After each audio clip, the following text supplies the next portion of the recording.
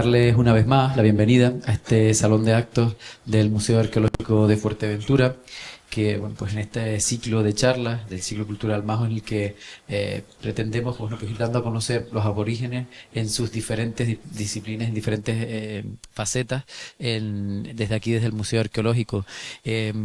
Hemos desarrollado ya varias acciones. Hemos hablado de los primeros pobladores, hemos hablado del medio natural que se encontraron, de las estructuras que que fueron montando para poder vivir, y en este caso pues vamos a irnos a un tema más, es cómo se organizaron para poder sobrevivir, esa economía, esa subsistencia que fueron desarrollando para poder vivir en el entorno de Fuerteventura. La siguiente ya nos iremos a los funerarios, a los enterramientos y al mundo, pues ese mágico espiritual de los majos. Pero en esta tenemos la suerte de contar con Héctor Brito Mayor, arqueólogo, y con Jacob Morales Mateos, arqueobotánico, de la que, la periodista que hoy nos acompaña en este formato que hemos querido darle en este año a las charlas, Marta Patayo, pues podrá dar más en profundidad a continuación de su currículum y de lo que justifica que se encuentren hoy aquí para hablar de esto. Pero yo sí voy a hacer la presentación de ella. Es que Marta Patayo es periodista y comunicadora de radio, televisión, comunicación institucional, es graduada y además tiene un máster en arqueología por la Universidad de Aberdeen, con lo cual se entiende que sea de las periodistas que más se preocupan y nos preguntan y publica sobre el patrimonio de Fuerteventura, y concretamente también sobre la actividad que se desarrolla aquí en el museo, y a la que le tenemos que agradecer que no solamente se haya prestado a estar hoy aquí, sino en la repercusión que continuamente da de la actividad del museo. Dirige y presenta un magazine matinal en COPE Fuerteventura, y efectivamente trabaja como profesional autónoma desde 2024 también en la mesa. En esta aquí ya podemos profundizar en todo lo que nos va a ir mediando en la charla de hoy. Decirles que esta charla se está grabando, que será emitida también por el canal de YouTube, y invitarles a la próxima, el jueves 21 de mayo, con Verónica Alberto Barroso y Nora Pereira Betancor, para hablar, como decía antes, del mundo funerario y la dimensión religiosa de la población. Y también el miércoles día 13 de mayo tenemos la presentación de una cerámica que ha sido donada por un coleccionista, y en torno al programa del Día Internacional de los Museos, el 18 de mayo también tendremos actividad en este museo. Así que ya sin más, no me enrollo más, los dejo para poder disfrutar de esta charla, y espero que la podamos aprovechar y sacarle partido al conocimiento de los pobladores de los majos. Gracias. Pues muchísimas gracias. Antes de comenzar, yo quería compartir rapidísimamente un pensamiento. Cuando hablamos, yo creo que estaríamos todos de acuerdo en que cuando hablamos del pasado no estamos hablando solo de algo que ocurrió hace mucho tiempo. En realidad también estamos hablando un poquito de nosotros mismos, de lo que somos a día de hoy. Y cuando entendemos un poco lo que fuimos, a veces es más fácil comprender lo que somos ahora. Como adelantaba el consejero, yo soy periodista, pero me dio en un momento determinado por hacer un máster en arqueología. En gran medida lo hice, imagino, un poquito por el mismo motivo por el que están ustedes aquí hoy, que es curiosidad, ganas, el hambre de aprender, de entender, de descubrir.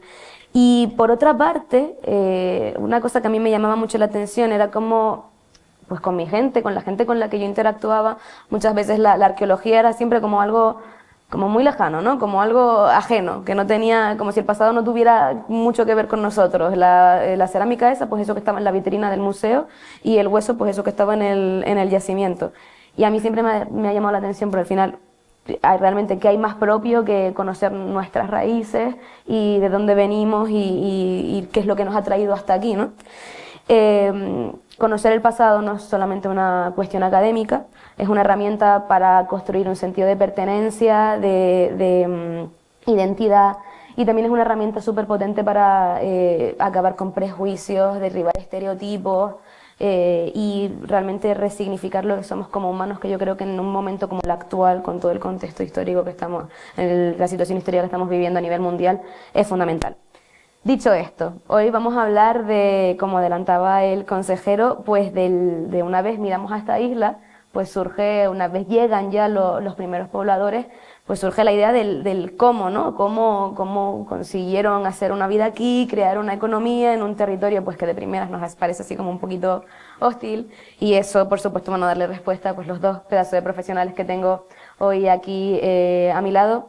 Por empezar con Aitor Brito Mayor, arqueólogo, miembro del grupo de investigación Tarja y estudiante del doctorado del programa Docteso de la Universidad de Las Palmas de Gran Canaria y de La Laguna, financiado por Agencia Canaria de Investigación, Innovación y Sociedad de la Información y por el Fondo Social Europeo, especializado en zooarqueología, disciplina que estudia la relación entre los seres humanos y los animales del pasado. Ya ven por dónde va a ir la cosa, un poquito por este lado. Ha participado en excavaciones arqueológicas, campañas etnográficas y trabajos de laboratorio, como la creación de la colección de referencia Las Palmas Zooarqueología. En Fuerteventura ha participado en la intervención del convento de San Buenaventura, aquí mismo en Betancuria, y en Tejate, en La Oliva. Su tesis doctoral explora el pastoreo entre los majos, la cría de cochinos y la afección de los roedores. También analiza el papel de la fauna silvestre como las aves y el pescado en la subsistencia y la diversificación de los recursos de la isla. Por otra parte, también se encuentra aquí Jacob Morales Mateo, arqueobotánico, especialista en el uso de las plantas durante el pasado. Línea de investigación centradas en el análisis de restos capológicos, semillas y frutos, recuperados en yacimientos arqueológicos. En las Islas Canarias y la cuenca mediterránea constituyen las áreas principales de sus investigaciones y ha participado en proyectos de investigación que abarcan a grupos humanos de distintos momentos históricos, desde el Paleolítico hasta las etapas moderna y contemporánea. Formado en la Universidad de Las Palmas de Gran Canaria, presentó su tesis doctoral sobre el uso de las plantas de la arqueología en Canarias y está cumpliendo 20 años esa tesis porque fue de 2026. Ha trabajado como investigador en las universidades de Leicester y Cambridge, en Reino Unido, así como en el Consejo Superior de Investigaciones Científicas, en Madrid y en la Universidad del País Vasco. A partir de 2017 ha sido investigador del programa Ramón y Cajal en el Departamento de Ciencias Históricas de la Universidad de Las Palmas de Gran Canaria y desde 2026 desempeña su trabajo como profesor titular de prehistoria en esta misma ciudad. Así que con los dos yo me voy a ir callando ya, les toca a ustedes contar todo lo que saben. Y bueno, como comentábamos, vamos a hablar de, pues una vez ya los pobladores pues llegan a Fuerteventura, yo creo que nos surge a todos la duda, sabiendo que esta isla semidesértica que tenemos, que puede que quizás con un clima a lo mejor más benigno en la antigüedad, pues cómo pudo ser, ¿no?, ese proceso de adaptación para subsistir en la isla, y si realmente esas poblaciones bereberes cuando llegaron aquí, pues a lo mejor habían tenido la oportunidad de conocer previamente el medio, tuvieron que pasar por un largo periodo de reconocimiento del terreno. No sé quién de los dos se arranca primero. Voy yo. Bueno, buenas tardes, muchas gracias por tu introducción, muchas gracias al Cabildo de Fuerteventura y al Museo Arqueológico por invitarme y por invitarnos a nosotros a estar aquí presentes. Es un orgullo a nosotros canariones aquí, que venimos un poco a contarle las cosas aquí a Fuerteventura, entonces un orgullo y encantado de estar, y espero pues resolverle y no liarles mucho. Con respecto a la pregunta que hace, es muy interesante. A ver, ¿por qué creen? ¿Por qué no llegaron las personas antes a Fuerteventura? Si nos ponemos a pensar, el ser humano lleva 2,5 millones de años en África, ¿vale? En Tafalla, allí la laguna de Naila, que la he visitado yo varias veces, hay yacimientos del Paleolítico Medio, es decir, de hace 500.000 años. Y estaban frente a Fuerteventura, menos de 100 kilómetros. ¿Por qué no vinieron? ¿Por qué tuvieron que esperar 2.000 años? No solo Fuerteventura, sino todas las islas alrededor de África y la mayor parte de islas pequeñas que están en los océanos. Porque sin agricultura no sería posible habitarla. Porque no había alimentos suficientes para que una población se estableciera aquí de forma permanente. Entonces, probablemente al principio, si no es por los granos, semillas que traen consigo y que plantan y que los alimentan, sería muy difícil que esa población hubiera estado establecida aquí de forma permanente durante los 1.000 años o 1.000 años más que tuvieron.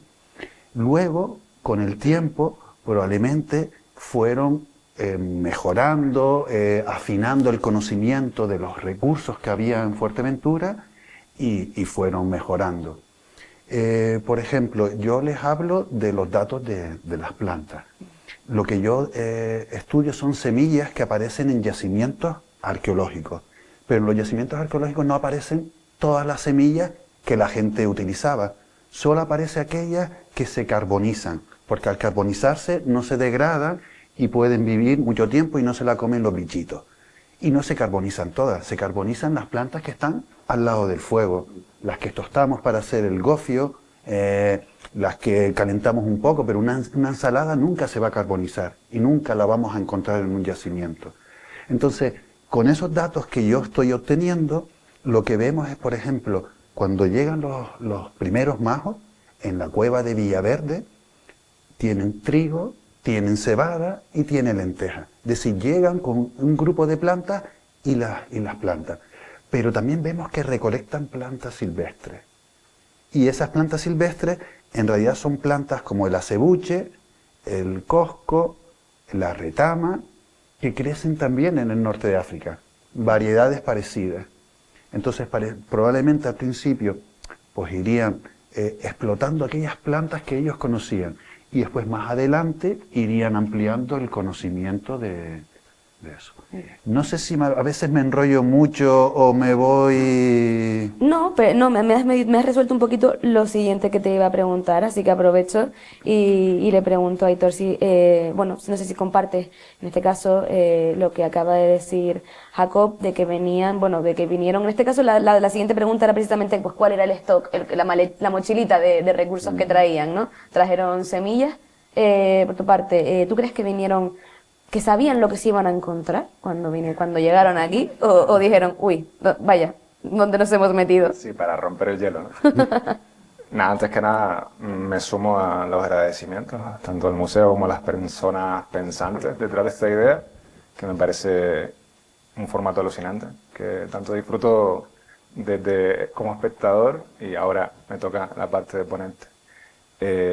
Tras este agradecimiento también quiero sumarme un poco a lo que comentaba Jacob con respecto a ese primer planteo, ¿no? Evidentemente traen un bagaje cultural y un stock, como has comentado, que es como nosotros llamamos a esa talega, por así decirlo, ¿no? Lo que nos llevaríamos a una acampada, ¿no? Pues te llevas tu busi, te llevas, pues estas personas que llegaban aquí vinieron con esa idea, ¿no? Con una idea de venir a quedarse, no venían a pasar un tiempo o a pasar un rato.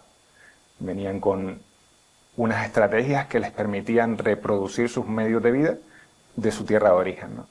Si tenían o no un conocimiento previo de este espacio, desgraciadamente la resolución de los yacimientos arqueológicos que hemos estudiado hasta el presente, y quizá también me atrevería a decir que la resolución de la ciencia arqueológica como tal, no nos ha permitido saberlo precisamente.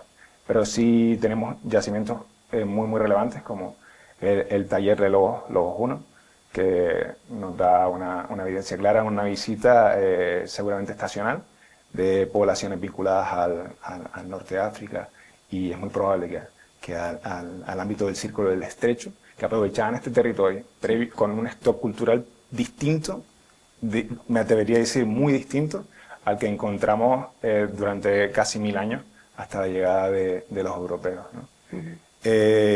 Por lo tanto, sí, existía un conocimiento previo. Ese conocimiento previo lo tenían los aborígenes o no, no tenemos yo al menos no tengo esa resolución para llegar a eso. Y ya para centrar en lo que me comentaba del stock por parte de la fauna, ahora añadirá el compañero por parte de la arqueobotánica, lo que sabemos por ahora en Fuerteventura, y simplemente para poner un mapa, todos sabemos dónde estamos, pero es esto, ¿no? Estos son los yacimientos que tenemos un poco analizados o con información de fauna, de restos de fauna en Fuerteventura, y esos dos grandes núcleos de animales que nos hemos identificado.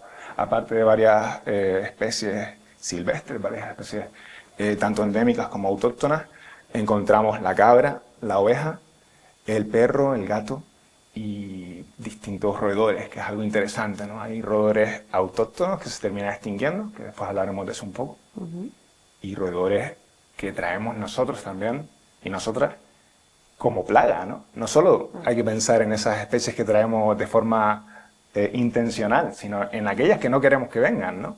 Como el ratón doméstico, la rata, O incluso hay un caso muy interesante con el guirre, que seguro todos lo conocemos, ¿no? Pues el guirre, que es el ave carroñera por excelencia del archipiélago, tenemos evidencias de guirre hasta en La Gomera, ¿no? Muy, muy antiguas. Y evidentemente en Gran Canaria y en Fuerteventura. Es interesante que si uno analiza la genética del guirre, ve que se diferencia de su primo hermano continental en torno a un periodo similar a la llegada, que creemos que es la llegada del humano, ¿no? Que es en torno al cambio de era. Eso nos está hablando también que no solo trajeron animales intencionadamente, trajeron plagas, sino que hay otros animales random que los acompañaron, en este caso, desde el aire, ¿no? Porque había ese stock, ¿no? Ese stock, el guirre necesita esa carroña, ¿no? para sobrevivir. Y es muy probable que evidentemente estuviera antes, con los paramientos pero desde luego el stock de la cabaña ganadera fue algo que contribuyó, parece ser, al establecimiento de este animal. ¿Quieres comentar algo? Sí, es decir, yo he leído esa hipótesis, pero yo, por lo que sabemos, había la foca monje, lobos marinos, ballenas que estaban varando, peces, aves marinas. Yo supongo que los majoreros no estarían tirando la carne, las cabras por ahí, no las dejarían morir. No, no quería decir. No, yo lo sé, pero yo he leído esa publicación. Yo puedo darle más debate aquí a mí me lo están poniendo muy fácil porque me están adelantando las preguntas todas. Así. Vale. No, por entrar en la parte antes de entrar también en temas de producción, pues eso también que es interesante saber eso, ¿no? Al final, cuando ellos llegan aquí, pues decir, pues qué productos realmente, atendiendo a los estudios pues de otras islas y de Fuerteventura, pudieron aprovechar del medio silvestre. Y aquí entramos dentro de lo que es plantas, por supuesto, y fauna tanto marina como terrestre, así que cada uno con su especialidad. Vale. Una cosa, cuando estábamos hablando del stock de plantas, yo dije trigo, cebada y lentejas, que son plantas que se conservan hoy en día, y también trajeron otras plantas de forma involuntaria. El Brito ha hablado de los ratones, que probablemente vinieron escondidos en sus barcos. Los canarios también los majos y majas, trajeron malas hierbas. ¿Cómo? Las malas hierbas son las plantas que crecen en los campos de cultivo en medio del trigo y la cebada. Y por ejemplo aquí está la malva, el cenizo, los cagalerones. Son plantas que crecen en medio. Ahora si ustedes van que está todo verdito, todo en la gavia, pues cuando no está el trigo y la cebada están esas malas hierbas. Y esas malas hierbas no son plantas canarias, no son nativas, ni son endémicas. No estaban aquí antes de llegar las personas. Vinieron también probablemente en sus barquitos, cuando las primeras personas llegaron aquí, llevarían sus semillas en una bolsita, me imagino yo de cuero, para que la humedad no les llegara, y probablemente entre esas semillas había también pues semillas de malas hierbas, que luego al llegar aquí y abrir sus primeros campos de cultivo, pues esas semillas luego se fueron expandiendo. Entonces lo que vemos también es cómo los majos y majas, para poder vivir aquí, tuvieron que transformar ese paisaje original. Le digo, sí, no podrían vivir como de la caza y la recolección, tuvieron que hacerlo, sus campos de cultivo, sus zonas de pastoreo, y crear un propio paisaje, ¿no? Un poco a imagen y semejanza de lo que tendrían en África, pero adaptado aquí a Canarias. Y está la parte voluntaria y la parte involuntaria. Involuntaria. Y después hay otra que no hemos nombrado, no la hemos encontrado todavía en Fuerteventura, pero en Gran Canaria hemos encontrado insectos, bichitos, gorgojos, que también vinieron en las semillas de ellos. Además, los gorgojos hacen un agujerito pequeñito que no lo vemos, ponen su huevito allí y ahí lo llevamos nosotros sin querer. Y estamos viendo incluso que algunas plagas de gorgojos que hoy en día están por todo el mundo, es probable que alguna se originara en Canarias. ¿Vale? Muy, muy interesante. En cuanto a la fauna, adelantabas, pues... Bueno, eso sería fauna, un bichito, ¿no? Sí, es verdad, sí. No, para nada. Lo bonito es que ambas disciplinas, bueno, toda la arqueología hoy día no se concibe trabajar en cachito, en una cajita, cada vez se habla y se tiende a esta multidisciplinaridad e interdisciplinaridad que se nos llena a la boca diciendo no, pero es complicada, pero es súper enriquecedora. Y es la única forma en la cual se entiende la ciencia en la actualidad, ¿no? Y es alucinante pues, ver estas colaboraciones que hemos tenido con arqueoentomólogos, ¿no? o arqueobotánicos, ¿no? En el caso de los insectos se ve muy bien, ¿no? Y también es algo que nos ayuda a nosotros a ver o nos aporta información para ver cómo se conservaba ese alimento o cómo se limpiaba o era la cuestión de la higiene en las casas, etcétera, etcétera, ¿no? En el caso, por ejemplo, de animales como el gato, el conejo, la gallina, eso, ¿cuándo llegaron? ¿Cómo llegaron? ¿Cómo...? Claro, al igual que están los animales voluntariamente introducidos, los involuntarios, están aquellos que nos llama la atención que no estuvieran, ¿no? Nombras el gato, Sí. nombras la gallina, pero ya quisieran haber tenido los indígenas una vaca o un caballo o incluso un camello en Fuerteventura, que es algo que era el tractor de las islas occidentales hasta el otro día, ¿no? Y de muchas partes del sur de Tenerife y Gran Canaria. No trajeron esos caballos, esos camellos, o al menos no los tenemos registrados en yacimientos arqueológicos hasta el presente, ¿no?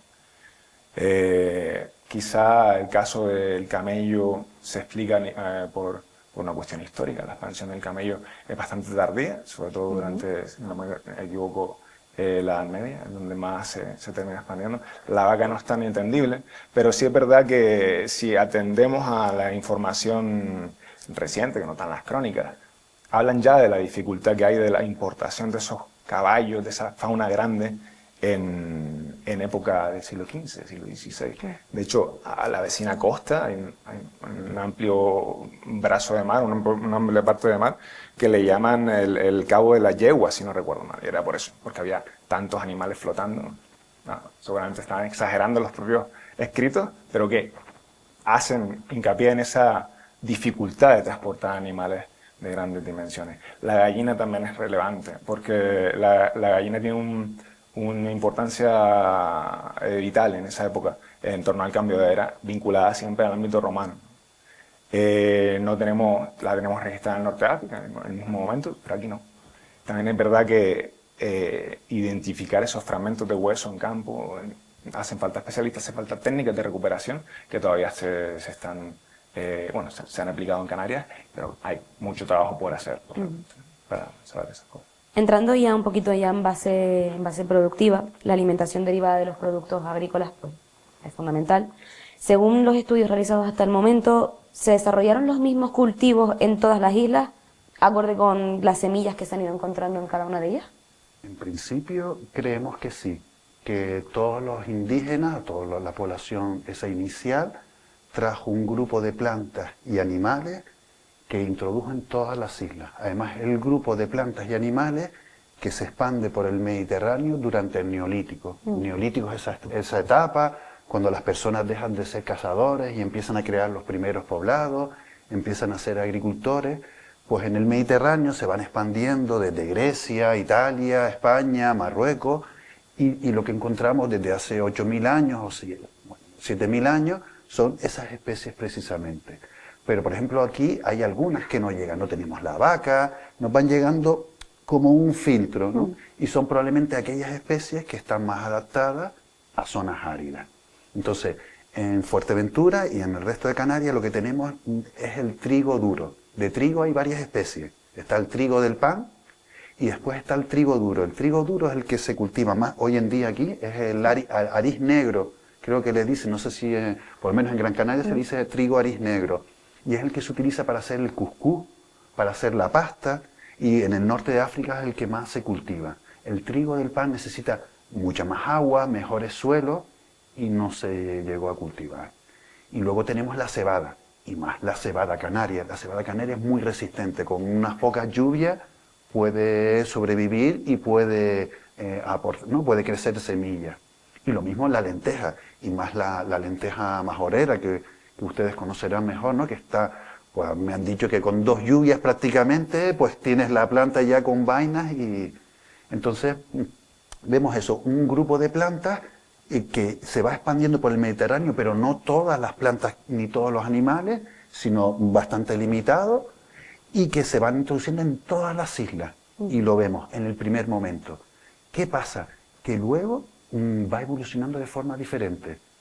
No sé si esta es la pregunta que me hace, pero aprovecho, por ejemplo, vemos que en Gran Canaria todas esas plantas que traen se siguen cultivando durante todo el periodo. Y cuando llegan, al final del periodo, cuando llegan los europeos, dicen, ah, pues mira, aquí en Gran Canaria cultivan mucha cebada, trigo, habas y arvejas. Pero de Fuerteventura no nos dicen nada. Nos dicen que viven de cabras y ovejas y no comentan nada de plantas ni de agricultura. Entonces, en La Palma también pasa algo parecido. Y lo que estamos viendo es que probablemente cuando llegan los primeros canarios y canarias, se van asentando en cada isla, traen esos cultivos, convierten las islas en un espacio habitable donde se pueda cultivar y tener alimento, pero luego creemos que, entre otras razones, por el aislamiento, no hay ferries, no hay barcos, no hay aviones, la diversidad agrícola que trajeron inicialmente se va reduciendo. Y, por ejemplo, hay islas donde termina perdiendo la agricultura.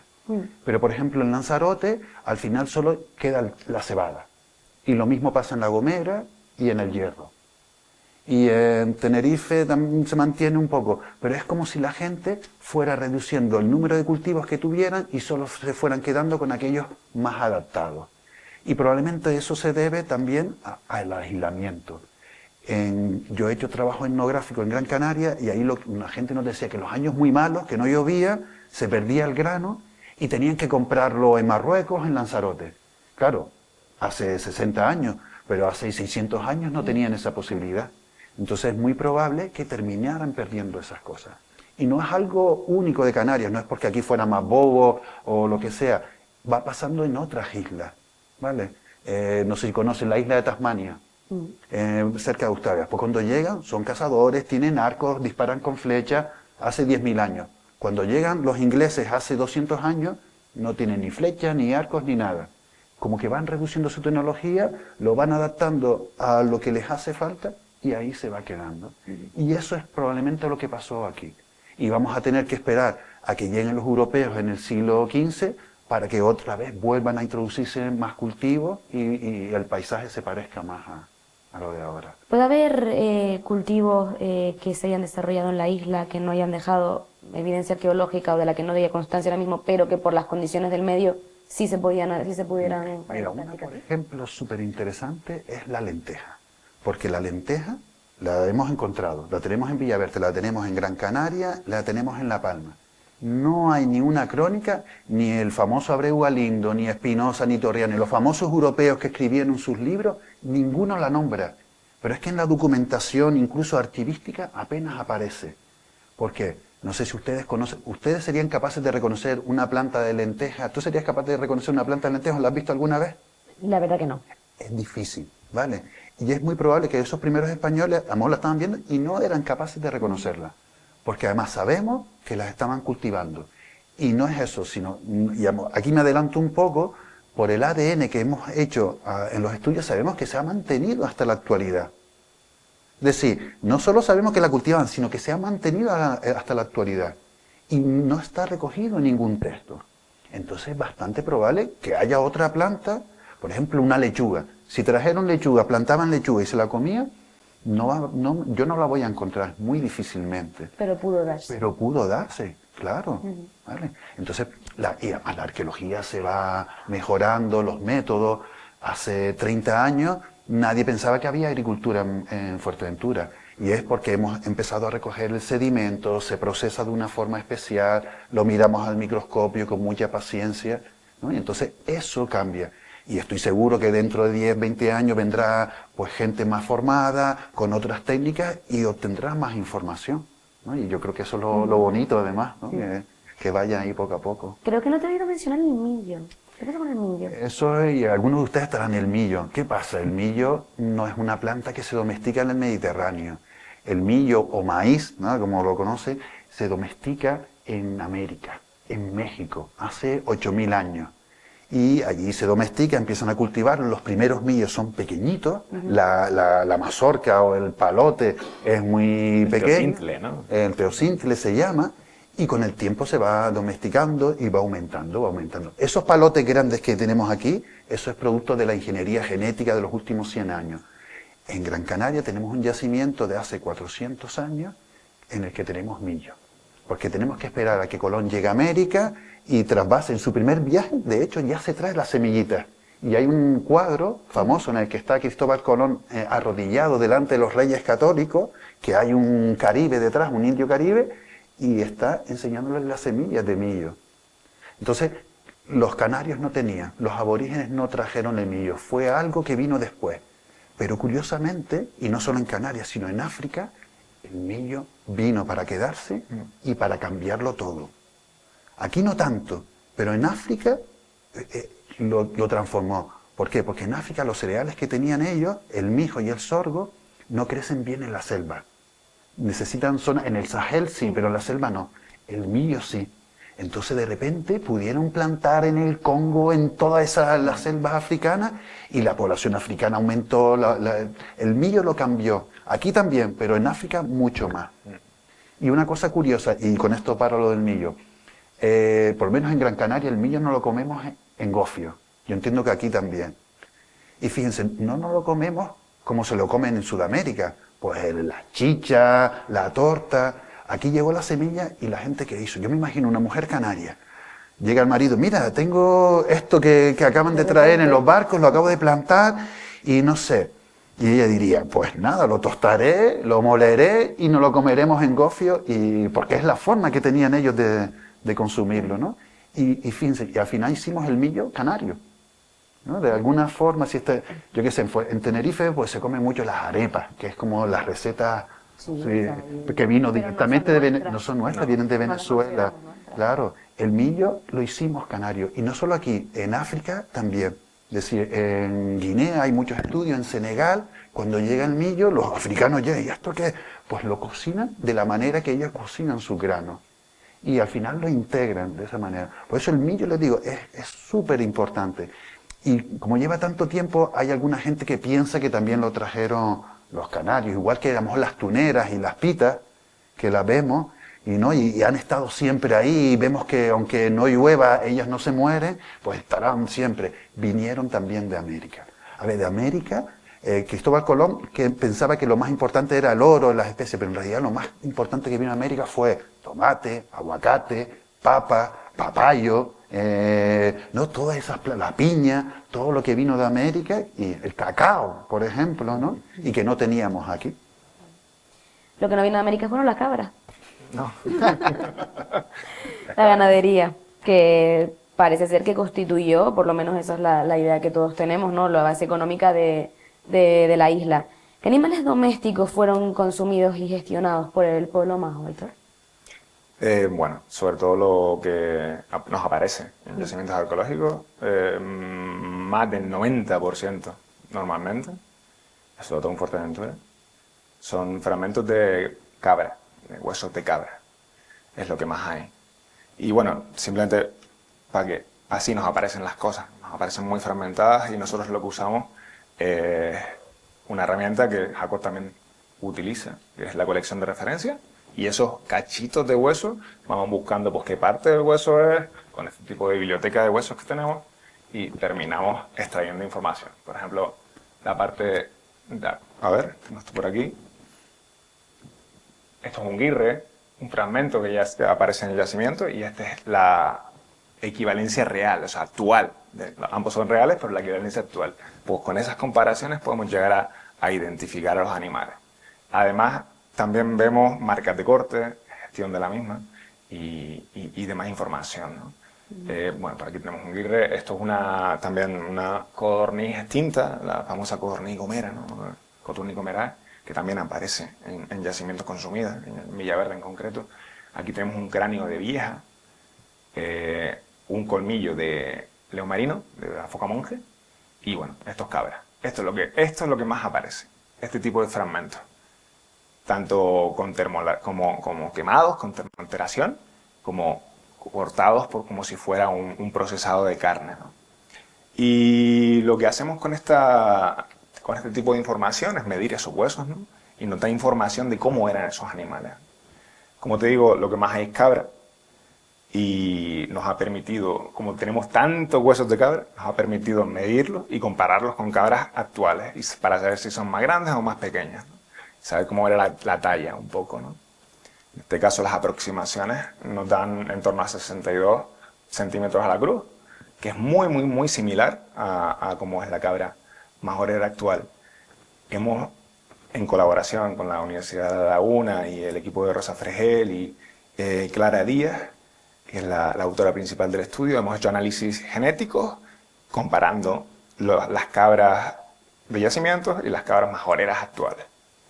Son bastante similares y ellos incluso dicen prácticamente indistinguibles. Lo más interesante es que son similares con las cabras actuales, ¿no? Las cabras majoreras actuales. Eso nos está hablando de una continuidad cultural, una continuidad en el manejo de esos animales hasta épocas muy recientes, ¿no? Es verdad que hay modificaciones, refinamientos que hay que seguir estudiando. Cómo eso varía a lo largo del tiempo, todavía no lo sabemos. Si hay o no una diversidad mayor, una integración de nuevas cabras después de la conquista europea, o incluso cómo afectan la introducción a partir de los 60, sobre todo de las razas productoras de leche, sobre todo suizas y demás, que hubo un impacto bastante abusado en todo el archipiélago. Pero a nivel arqueológico, que es lo que estamos hablando, sí vemos cabras de 62 y cabras muy robustas, ¿no? La mayoría de medidas no son de los huesos en lo largo, desgraciadamente, lo que más tenemos son fragmentos pequeñitos y nos permite saber cómo de grandes, cómo de anchas eran esas cabras. Y eso nos ha permitido hacer aproximaciones estadísticas y compararlo con datos que tenemos disponibles en Lanzarote. Para hacer solo en corto, tenemos, por un lado, esas cabras de Fuerteventura y las de Lanzarote. Nos está hablando de cabras distintas, cabras más robustas en Fuerteventura frente a cabras menos robustas en Lanzarote. Esto nos puede hablar también de un manejo de ese ganado, cómo era ese ganado y cómo se gestionaba.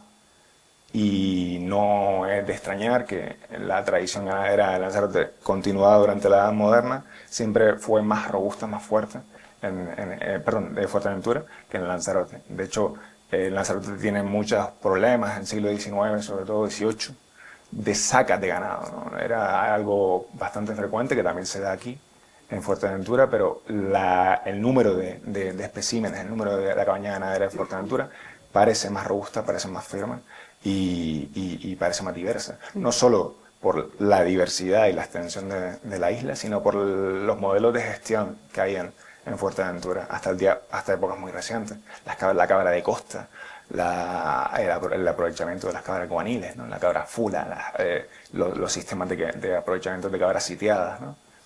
Eso es un poco lo que tenemos, pero además los huesos, como todos sabemos, también nos hablan un poco de la edad, ¿no? No es lo mismo los huesos de un niño chiquito, que está como blandito, no lo tocas aquí que le hace daño. Pues eso también lo vemos en los huesos de los animales y podemos saber en qué momento los sacrificaron. Y no es lo mismo tener un ganado para leche, que tienes que tener un patrón de sacrificio específico. Te interesa tener hembras productoras de leche, jóvenes, hasta 4 años, que es su pico de producción más o menos, o de carne, ¿no? Te interesa tener animales grandes, o incluso de pelo o lana, que lo que te interesa es tener los seniles, ¿no? Entre más vivan, más producen lana, o más tiempo tienes más para dar lana. En el caso de Fuerteventura, lo que vemos es una población de cabras destinada a que sea un mantenimiento de la cabaña ganadera, del rebaño seguro, es decir, que se garantice esa reproducibilidad del ganado, sin una especialización concreta o a la carne o a la leche, pero a lo largo del tiempo sí vemos una tendencia más lechera, ¿no? Sin llegar a ser especializada. Eso con respecto a la cabra. El cochino, que es el segundo animal, tenemos muy poco cochino. Hay muy poco. Y eso es un patrón recurrente en Lanzarote igual.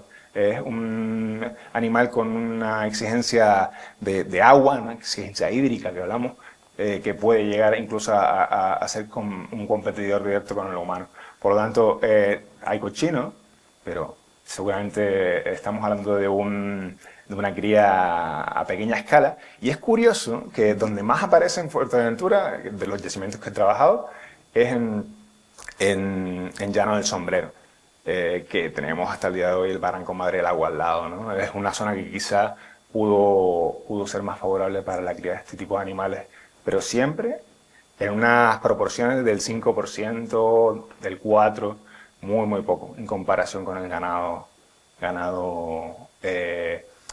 caprino, ¿no? Y ya para terminar, solo quiero que hagan un poquito, a ver cómo es aquí, ¿no? Sí.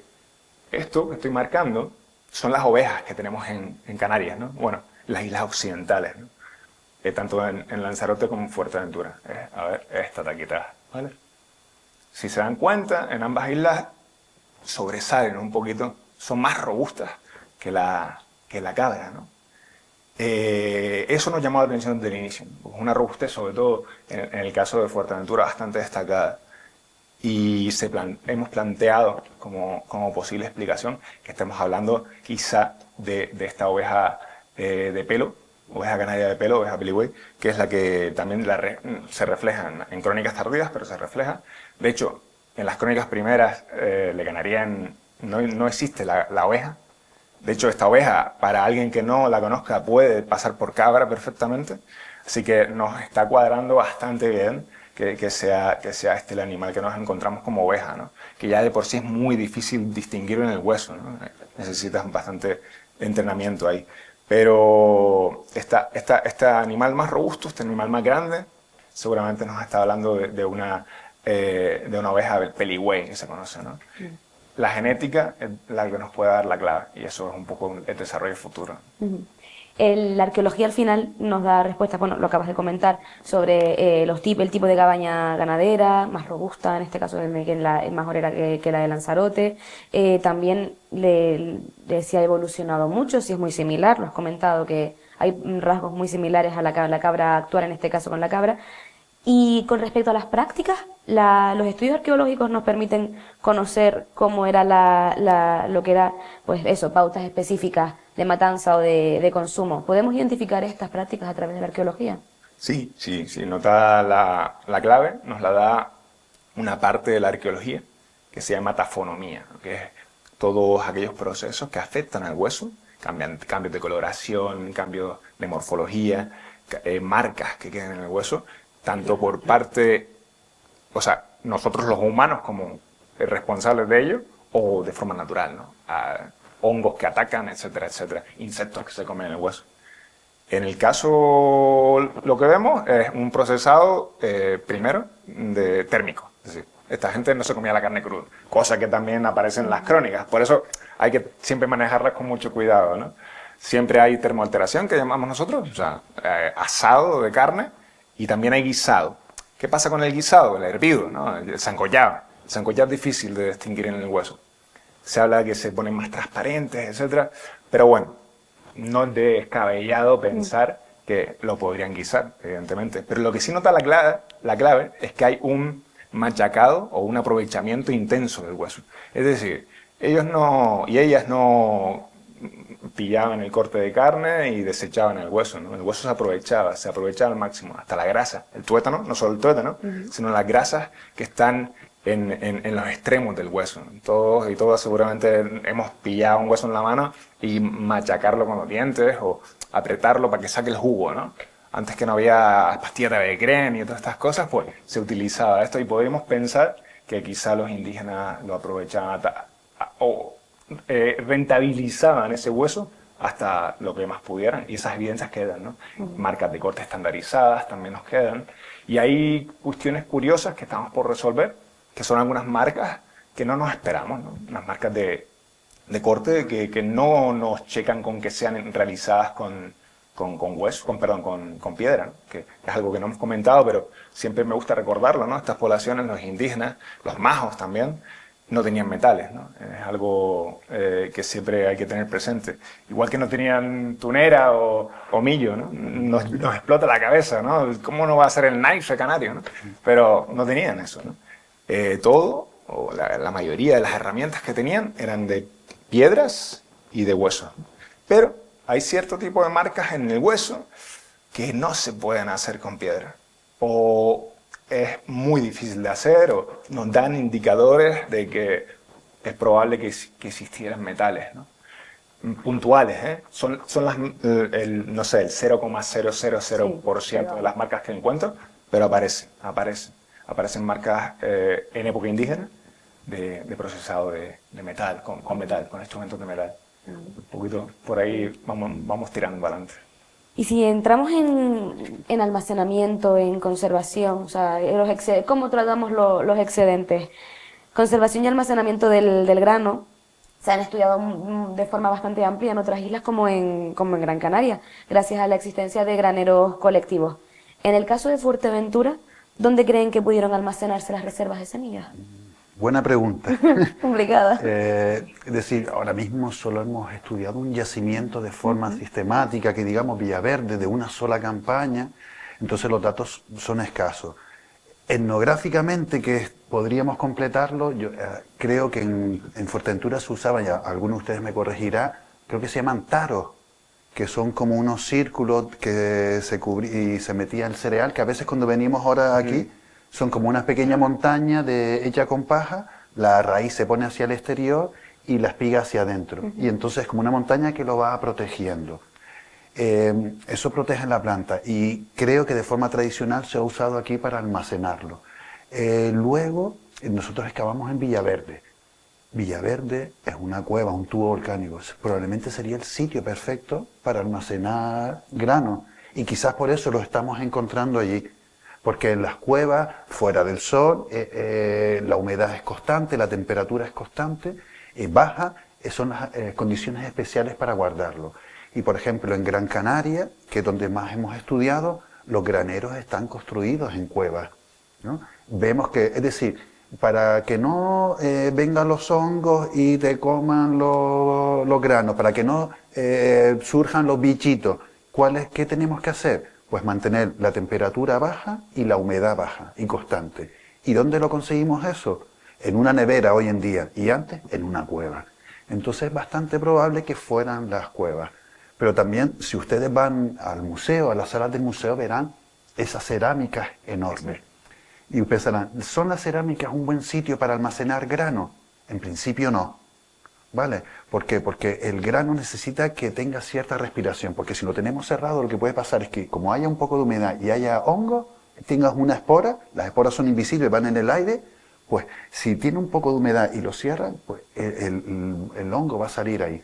Entonces para almacenar el grano es mejor contenedores de fibra vegetal, hechos con hojas de palmera.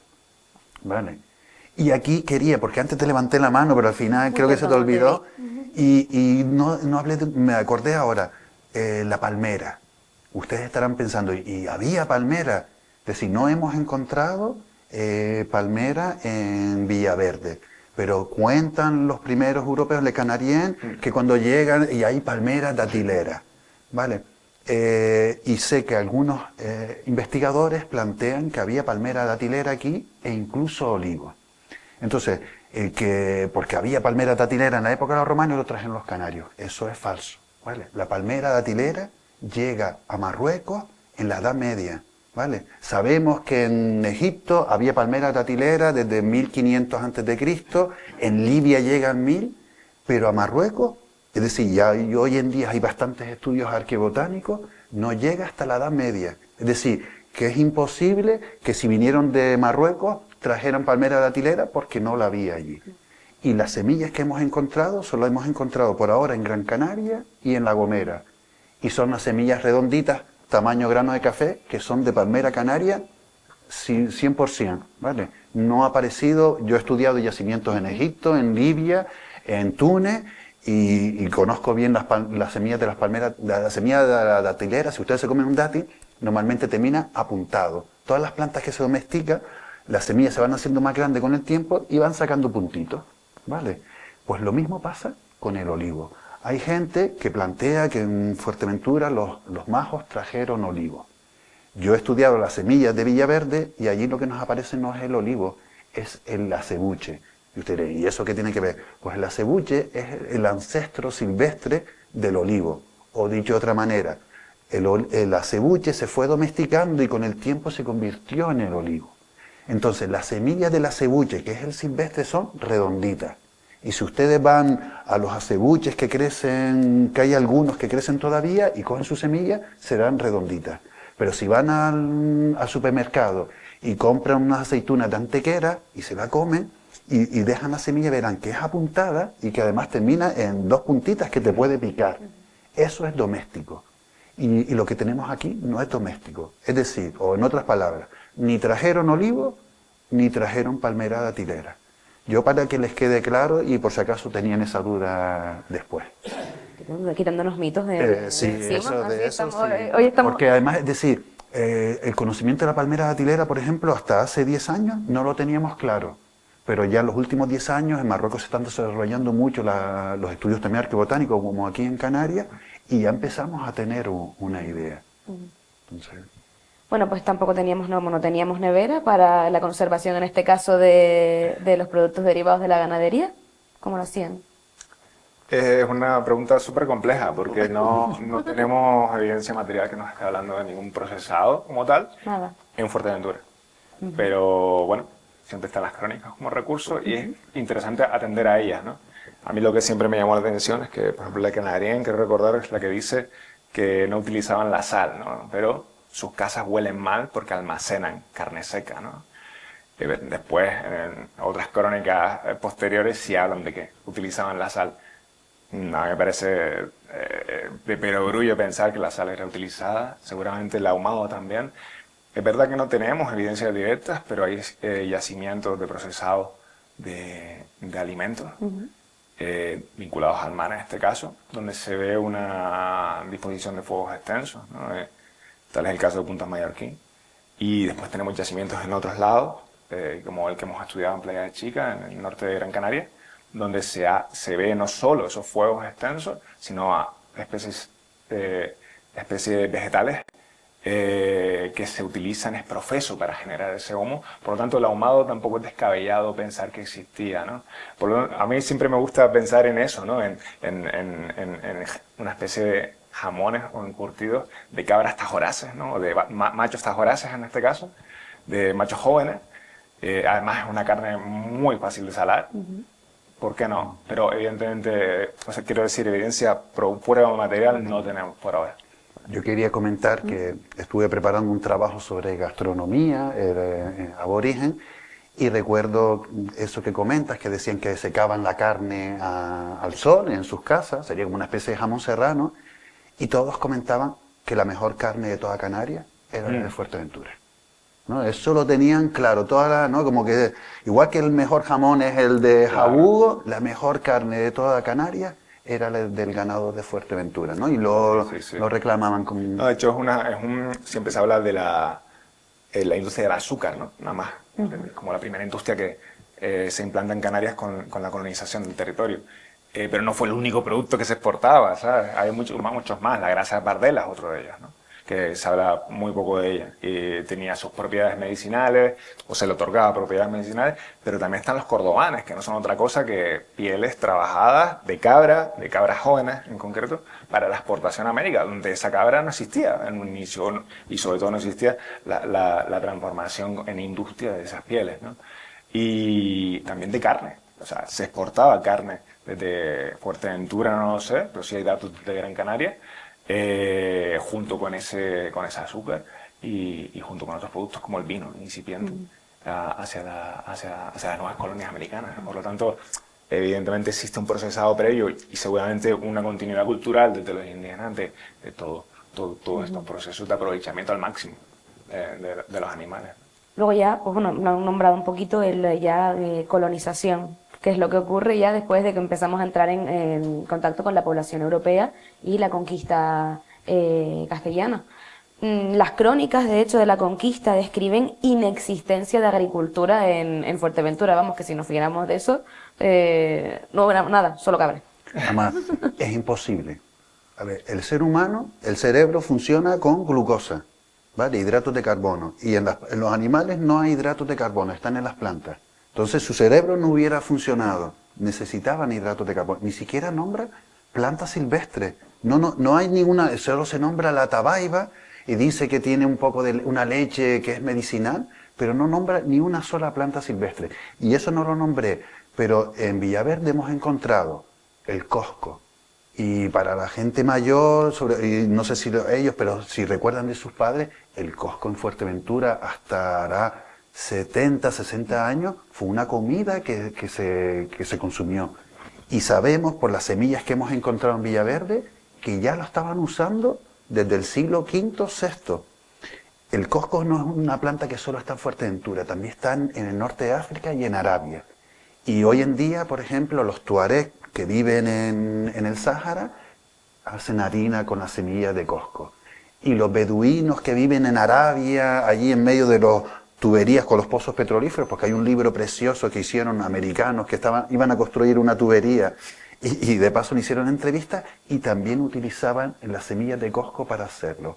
Entonces probablemente ese conocimiento ya lo traían. Y cuando vieron dijeron, ¡oh, qué bien! Esta planta que ya la conocemos, claro. y trabajo hecho. Y después el acebuche también, probablemente lo conocían. Luego hay otras que me gustaría preguntarle. Hay una semilla que nos aparece mucho, no solo en Villaverde, sino en otros yacimientos de toda Canarias, que es la retama blanca. Y la retama blanca, muchos de ustedes estarán diciendo, pues yo no conozco ninguna retama. Creo que solo hay una citada para Fuerteventura, mirando los libros de botánica. Sin embargo, aparecen muchas semillas. Y en Tenerife, y en Gran Canaria, y en La Palma, y en El Hierro, aparecen semillas de esa retama blanca. Pero no se usa la leña. Y si ustedes la tienen en mente, es un arbusto, parece como la típica retama, apenas tiene hoja, saca una semilla muy grande, y la verdad que nos estamos planteando si realmente la estaban consumiendo. Pero se perdió el conocimiento, porque yo no he encontrado ningún sitio donde me digan que esa semilla se consumía. Entonces, es curioso también. Y luego tenía otra, que se lo comenté a Isidoro, el técnico de patrimonio, los romames. ¿Algunos saben lo que son los romames? Pues los romames se los estaban comiendo en Villaverde desde hace 1500 años. ¿Vale? Y encontramos los romames enteros carbonizados. El romame es el fruto, es una especie de tomatito, es el fruto del espino. Del espino, de eso que ahora viniendo por aquí se veían los espinos, ahora están en flor, pues dentro de un par de meses lo coge y es como un tomate más pequeño pero más dulce, no es tan ácido. Y los estaban consumiendo, pues de Villaverde también los estaban consumiendo. Y fíjense, hoy en día el Señor me dice, sí, romame. Y probablemente romame es una palabra aborigen, pues se ha mantenido hasta la actualidad, ¿no? Entonces, a mí se me está poniendo un poco ahora los pelos de punta, ¿no? Pero es como, vemos cómo se ha transmitido. Y yo creo que eso es interesante también, porque nosotros como canarios, nosotros somos canariones, pero al final todo, un poco lo que se nos enseñaba en los colegios es que no se conservó nada, ¿no? Que murieron todos, esclavizaron, una especie de genocidio, y cuando en realidad empiezas a rascar, empiezas a investigar de forma, te das cuenta que sí quedó más. Que a lo mejor, ¿verdad? Vino gente de fuera, pero quedó una palabra aborigen, quedó una lengua, nos dijeron que la lengua no conservó. Pues romame probablemente es una palabra aborigen y se ha mantenido. En Gran Canaria se utiliza también gamame, en Gran Canaria y en La Gomera. Y no es para los frutos del espino, es para los frutos de la palmera guisados verdes. Es decir, no se los comían como los dátiles que espera que se madure y después los pasa, sino como aquí la palmera canaria no tiene tanta carne, pues lo que hacían era cuando estaban verdes, los guisaban, los sancochaban y se comían incluso la semilla, todo para adentro. Y eso se llamaba gamame, muy parecido a romame. Pero el pino, antes había muchos pinos, se criaba muy frondoso, porque allá hasta el pino queda muy poquito. Muy poquito. Ah. Había unos pinos muy frondosos, esto cargaba el fruto de eso. Y se usaba, y se preparaban comidas y todo, porque es decir, no es que se los comieran con sus cabras, porque aparecen dentro de la cueva y aparecen carbonizados, es decir, que iban, recogían en sus contenedores, llegaban allí y algo preparaban con ellos. Y con la evolución de las prácticas, bueno, también con el raíz de la conquista, en el caso de la práctica ganadera, cambió mucho con la conquista, o también podemos ver prácticas que se mantengan en ciertas zonas, como por ejemplo el Mancomún de Betancuria, por lo que tenemos aquí al lado, o en sectores de la población. También es algo que está trabajado desde la documentación escrita. Hay, por ejemplo, los fieles de ganado, ¿no? Que son como los primeros cargos públicos, funcionarios que aparecen durante la Edad Moderna suelen ser personas que hablan la lengua, ¿no? O sea, nos está hablando de que esos pastores que estaban trabajando en el campo con esas cabras lidiaban esos problemas entre sí, siempre puede haber problemas entre pastores, y tenían que ser personas que hablaban la lengua masí, o origen, como queramos llamarla. Por lo tanto, nos está hablando quizá de una continuidad cultural de la ejecución de esas prácticas, pero también unas transformaciones, no solo la entrada de nuevos materiales, ya hablamos del metal, sino también la entrada de nuevas administraciones como la administración de la mesta, ¿no? No sabemos hasta qué punto eso en común o esas marcas en las orejas son o no herencia directa o indirecta o filtrada o una mezcla de ambas. A mí me gusta pensar que es una mezcla de ambas, ¿no? No se le escapa a nadie que el aprovechamiento del ganado silvestre es algo súper rentable, ¿no? Tienes animales de costa en este caso, y los vas a buscar 1 o 2 veces al año, aprovechas eso y además tienes un banco genético buenísimo, ¿no? Para poder rejuvenecer tu propio ganado doméstico. No es descabellado pensar desde luego que eso esté pasando. Pero ¿qué pasa? Que a nivel arqueológico todavía no hemos encontrado esas evidencias. ¿Cómo serían esas evidencias? Pues cabras más chicas, ¿no? Seguramente ya hemos visto, no sé, aunque hemos hecho alguna pañada que otra, sabemos cómo son esas cabras. Son más pequeñitas, suelen ser más enmirreadas porque no están pues bueno, no están tan de la mano doméstica, ¿no? Como puede ser una cabra majorera más productiva. Por lo tanto, esa cabra tendríamos que encontrarla en el yacimiento arqueológico, pero como vieron, todavía no aparece, ¿no? Tendremos que seguir desarrollando, pero es muy probable, claro que sí, que muchas de las prácticas ganaderas que aún siguen en el presente vengan de la parte indígena, y desde luego la cabra es prácticamente la misma, según la genética.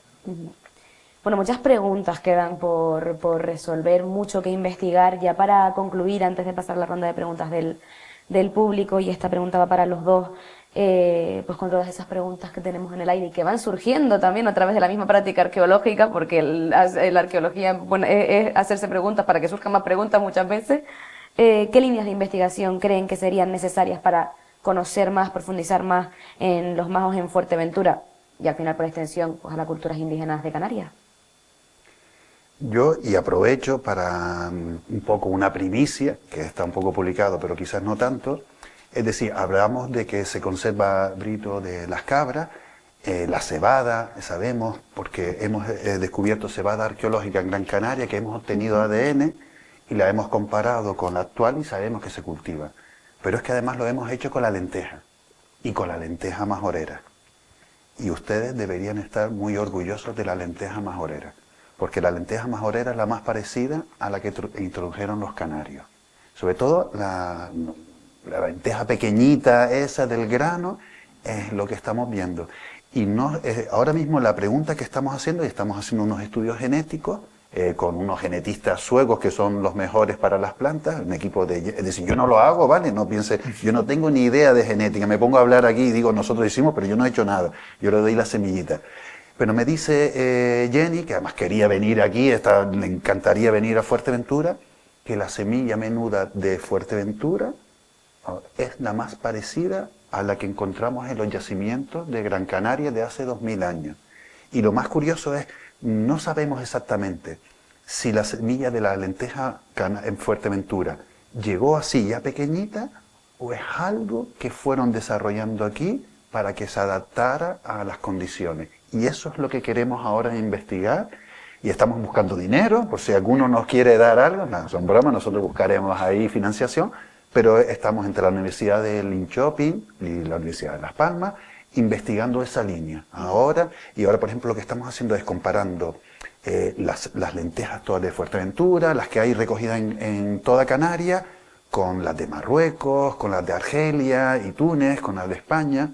Y fíjense, una cosa súper curiosa que nos ha pasado, la comparamos con las de España y pensábamos que no iba a tener nada común, que se iba a parecer más a las marroquíes, como pasaba con la cebada. Pues sorpresa nos llevamos cuando un 3%, un 4% de la genética de las lentejas españolas tiene ADN de las lentejas majoreras. Entonces la chica sueca me dijo, ¿qué es? ¿Que al final vinieron de España, no vienen de Marruecos los aborígenes? Y yo creo que no. Digo, porque todavía ella no me puede decir exactamente cuándo se produce ese momento, esa datación. Pero, claro, es que nos podemos hablar y la lenteja de majorera desde el siglo XVIII se exporta a la península. Especialmente en el siglo XX, es decir, justo en la época de Franco y mucho también de Lanzarote, se exportó mucho a la península.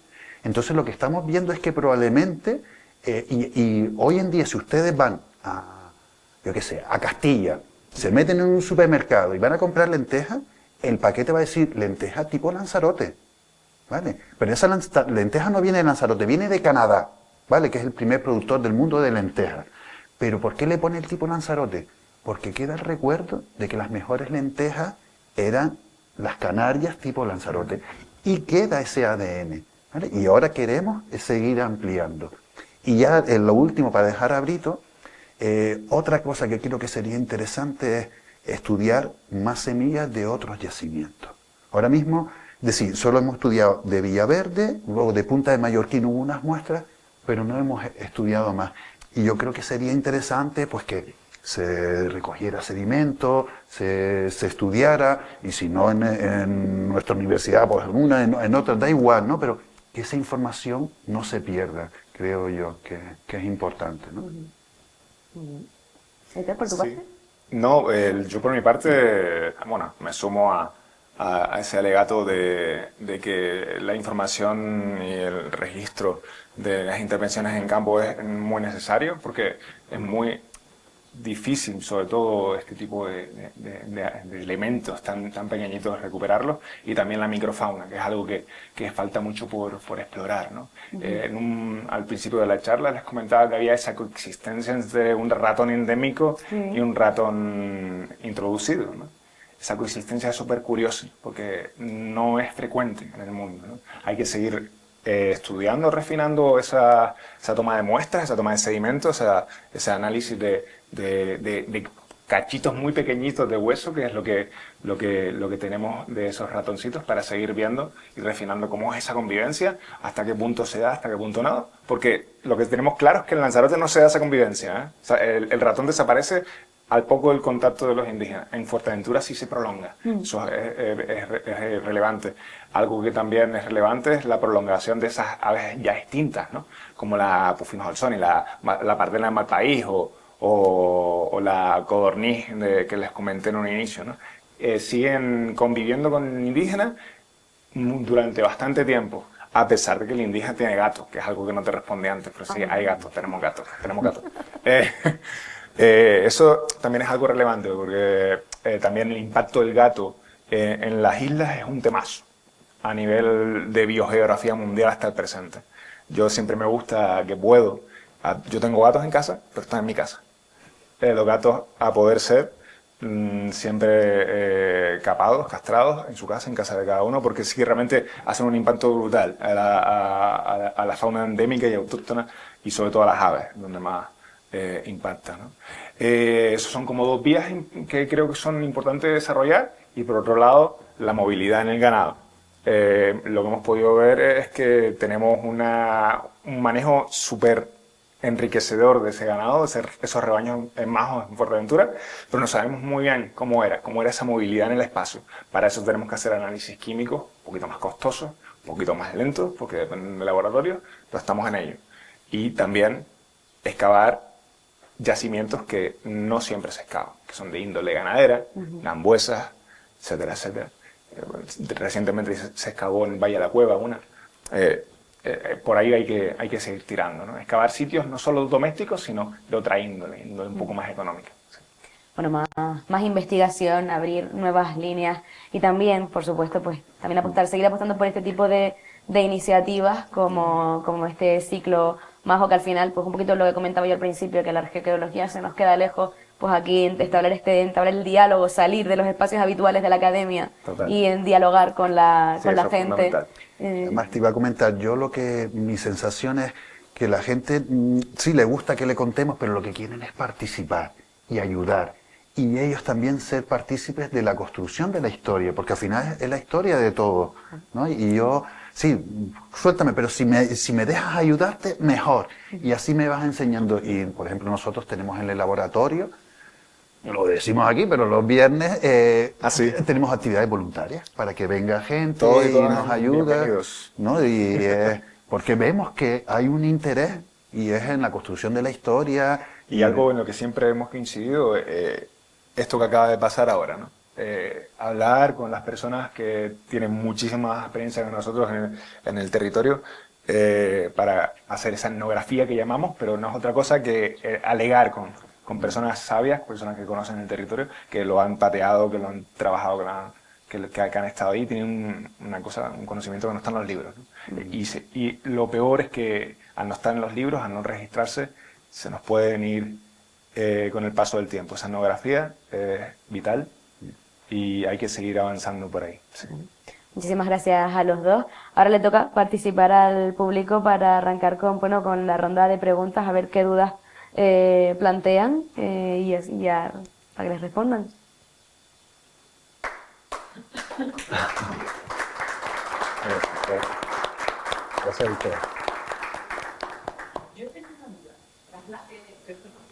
Pues mira, de eso no hablamos. ¿De qué? Las lapas, no hemos hablado.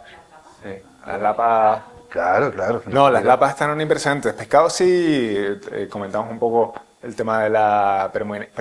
hay una dominancia de la vieja en la pesca, en lo que hemos podido analizar hasta el día de hoy. O sea, la vieja, cualquiera que yo un lance, aquí en Fuerteventura. Además, hay que seguro que son conocedores de eso, hay una tradición de pesca de la vieja con punta de cuerno, de cabra, súper interesante, súper interesante. Y aparte del pescado, están las lapas, ¿no? Que las lapas tienen un hándicap, ¿no? Que se conservan demasiado bien y son muy fáciles de ver, ¿no? Es como, ¡ay, el conchero! Pero es algo que hay que seguir explorando. En Fuerteventura hay muy poco hecho con respecto a la lapa. Hay industria elaborada sobre concha, que también es otra cosa, pero evidentemente formaban parte. Y está la famosa lapa Candey, ¿no? De Candey. La lapa majorera, ¿no? La lapa majorera, sí. Exacto, la lapa majorera. Que también lo hemos hablado recientemente, ¿no? Siempre se ha dicho que está en todo el archipiélago y que por la explotación reciente pues ha ido menguando. Parece que no es del todo así. Eso está en discusión, está en debate. Es probable que las condiciones óptimas para esa lapa sean Fuerteventura y Lanzarote. Y por eso todavía sigue estando, sobre todo en Fuerteventura. Sí. Entiendo que cuando te digo lapas también inmersión. Sí, todo. Aparecen en yacimientos y faltan estudios al respecto, sí, de esa parte. De hecho, yo te diría, en las islas orientales hay más lapas y menos burgao. Y en las islas occidentales creo que es algo así. Sí, ahora me estoy... A ver, creo que en las orientales... En Gran Canaria es más burgao. Más burgao, y después en las occidentales más lapa. Sí, en Gran Canaria también es más burgao. Y simplemente quería decir eso, el mar era la salvación. Cuando no llovía y no había nada de cultivo y no había nada de hierba que el animal pudiera producir grasa, estaba simplemente sobreviviendo, entonces la gente se iba al mar. Yo ahí difiero. Ah, bueno. No, sí, es algo que todavía no lo tenemos claro, ¿no? Por fortuna hemos estado trabajando ahí. Punta del Mallorquí es uno de los sitios, Cueva del Junquillo, si no recuerdo mal. Hay cosas que tenemos que seguir refinando. Pasa lo mismo que estábamos hablando antes. Para recuperar huesos de pescado... Hay que recoger sedimento. Si no es imposible. O sea, uno puede ser, y doy un alegato a todos los compañeros arqueólogos, ¿no? Que somos muchos y es como difícil decir, oye, es que se puede hacer un poquito mejor, ¿no? Por muy buena vista que tengas, por muy buen arqueólogo que seas, fino, paletín, semillas no se encuentran, huesos de pescado se te van, porque es que se escapan, son muy pequeñitos, ¿no? Hay que hacer ese esfuerzo que se ha hecho más recientemente por recogerlo, al menos muestras de sedimento y ver qué nos dicen si hay pescaditos o no, porque un longorón, por mucho que los cabe, no lo vas a ver ni de broña, ¿no? Y con una sardina igual, ¿sabes? Además el hueso del pescado tiende a deshidratarse y a mimetizarse con la tierra. Hace falta recoger un poquito más fino esas muestras. Buena pregunta, Sí, eso es un bastante temazo. probable. Sí. Ahora hay un investigador, Javier Cruz, en la Universidad de Las Palmas, que está haciendo su tesis doctoral sobre el uso de las algas. Problemas, por ejemplo, los restos arqueológicos en Canarias, creemos que es bastante difícil, pero bueno, hay que intentarlo. Pero, por ejemplo, en Escocia, el uso de las algas en el norte de Europa estaba muy extendido y se utilizaba pues para hacer abono, para hacer combustible, como alimento. Mi mujer es de las Nieves, de familia de pescadores, y ella me decía de pequeñito había unas algas redondas que esa se la comían ellos y se comían. Entonces, por ahora no hemos encontrado restos arqueológicos, pero es súper probable que las usaran, porque, a ver, no eran bobos, tenían menos recursos que nosotros, entonces todo lo que estaba a su alrededor lo tenían que controlar, porque en eso les iba la supervivencia. Y además sabemos que sobrevivieron durante 1000 años en un sitio pequeño, aislado, era el extremo, por decirle una palabra, y me van a perdonar, el culo del mundo, ¿vale? Aquí no llegaba nada, entonces, y sobrevivieron. Y entonces quiere decir que se adaptaron, que lo hicieron bien, que incluso aunque fueran perdiendo diversidad agrícola, pues fueron supliendo esos hidratos pues con el cosco y con otras cosas. Y llegaron y estaban bien, ¿vale? Y le hicieron algo de frente a los españoles, no, Bastante. no le ganaron, pero... Pero un poquito para añadir un poco a lo de las algas, que de hecho te tengo que decir que es el tema de estrella del 2026 en la investigación arqueológica, es la bomba, ahora mismo está todo el mundo con eso. También hay una firma, los isótopos, ¿no? Que son pasarla en corto, las moléculas la frase esa de lo que comes es lo que eres, pues en arqueología lo podemos ver de alguna forma por análisis químico, y hay ciertas firmas, sobre todo en Fuerteventura y Lanzarote, que nos están indicando posiblemente dos cosas, o en las cabras estoy hablando, o un alimento constante cargado de spray marino, La marecía. la marecía, o una especie de filtro por la aridez, ¿no? Están estos dos factores que se ven de forma química. Todavía estamos refinando, ¿no? Pero no es descabellado, de hecho hay datos bastante recientes, de aportar algas al ganado. De hecho, el que haya tenido cabra lo sabe, hay que ponerle minerales, hay que ponerle sal, si no, no te da leche, o te da muy poca. O sea, no es descabellado que las utilizaran de esa manera, sí. En la isla pastorean las ovejas en la costa, ¿no? Las algas, y ya esto lo has visto. No las he visto pastoreando, la verdad, pero es decir, la gente aprovechaba todos los recursos posibles. De hecho, la retama, ya hoy no la aprovechamos, y ellos la aprovechaban. De alguna forma sabían cocinarla que nos hemos olvidado y la estaban utilizando. Y por último una pregunta. En Gran Canaria parece higuera en yacimiento. La higuera la tuvieron que traer porque se lo puso por esqueje. ¿Y en Fuerteventura te parece algo? No, pero yo no lo descartaría, porque solo hemos mirado, se lo digo, solo en Gran Canaria hemos mirado 27 yacimientos. En algunos se han excavado durante 5 años. En Cueva Pintada estudié 5 casas. En Fuerteventura solo una cueva que se excavó 1 año y poquito sedimento. Entonces es necesario más. Te digo, en Gran Canaria, por ejemplo, la lenteja solo me ha aparecido en 5 yacimientos de los 27 que he estudiado. ¿Vale? Aquí tuvimos la suerte que en el primero encontramos lentejas, pero lo más probable es que miremos en otros no, pero es necesario más, porque al final la arqueología, el conocimiento se construye acumulando, no es descubriendo un día y ya descubrí la pólvora y ya está, no, es la acumulación y yo y los que vengan detrás de mí y eso se va refinando. Pero en principio yo no descartaría que vinieran, o incluso que a lo mejor la probaran en todos los sitios y luego solo quedó en Gran Canaria. La otra opción que estamos pensando, que tampoco lo descartaría, es que llegaron un poco al principio, fueron estableciéndose en las islas, porque es verdad que las dataciones en Gran Canaria son un poco más tardías que en Fuerteventura y Lanzarote.